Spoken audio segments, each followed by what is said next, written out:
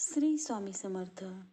श्री स्वामी महाराज अक्कलकोटास येण्यापूर्वी एक वेळ ते हुमनाबादेस माणिकप्रभू म्हणून वर्दी पुरुष होऊन गेले. त्यांच्या भेटीस गेले होते. यावेळेसही महाराजांबरोबर 2 दुसऱ्या मूर्ती होत्या. राजमान्य राजर्षी बाबा सबनीस हे अक्कलकोटचे राहणारे होते. हे तत्ववेत्ते होते, तसेच भाविक होते. त्यांचे कुटुंब निवर्तल्यामुळे उद्विग्न होऊन ते परमार्थ साधण्याकरता हुमनाबादेस माणिकप्रभूंकडे वारंवार जात असे. एकदा नित्याप्रमाणे बाबा माणिकप्रभूंचे दर्शनाला गेले होते. त्यावेळी प्रभूंजवळ 3 मूर्ती बसलेल्या त्यांनी पाहिल्या. त्यापैकी एक श्री स्वामी समर्थ होते. माणिकप्रभूंनी खून करून महाराजांचे दर्शन घेण्याकरता बाबांना सूचना केली.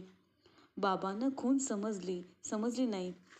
तेव्हा प्रभूंनी बाबांना स्पष्ट सांगितले, अतःपर हे श्री स्वामी महाराज तुझे गुरु आहेत, त्यांचे दर्शन तू घे.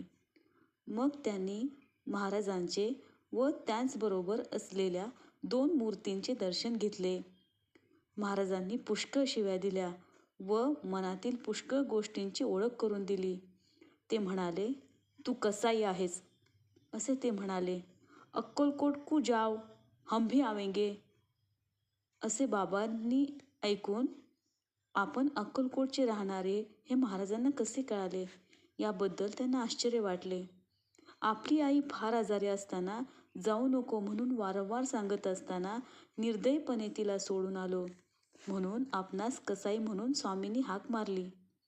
श्री स्वामी समर्थ अवतारी आहेत अशी त्यांची खात्री झाली. नंतर बाबा अक्कलकोटला आले व श्री स्वामीही अक्कलकोटास काही दिवसांनी आले.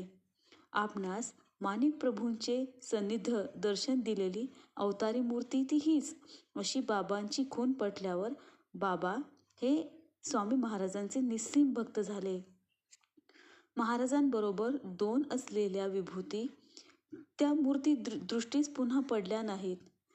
ते ब्रह्मा विष्णू महेश मिळून दत्त अवतार जसा झाला त्याप्रमाणेच त्या 3 मूर्ती श्री स्वामी महाराजांच्या अवतारात एकरूप झाल्यात आणि ते अक्कलकोटास प्रसिद्धीस आले आहेत असे त्यांना जाणवले.